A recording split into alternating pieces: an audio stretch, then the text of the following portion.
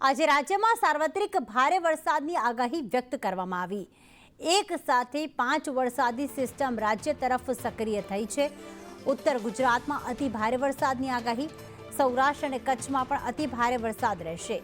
સાબરકાંઠા અને અરવલ્લીમાં પણ અતિ ભારે વરસાદની આગાહી કરવામાં આવી છે, તો મહીસાગરમાં પણ અતિ ભારે વરસાદ રહેશે।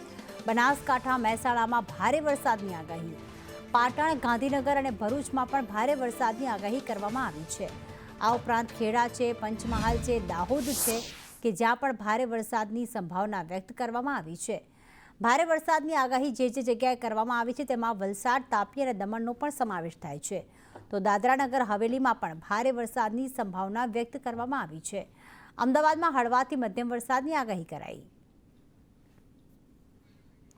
તો આજે સાર્વત્રિક ભારે વરસાદની આગાહી કઈ જગ્યાએ યલો એલર્ટ છે, તો મહેસાણામાં યલો એલર્ટ, ગાંધીનગર અને અમદાવાદમાં પણ યલો એલર્ટ આપવામાં આવ્યું છે।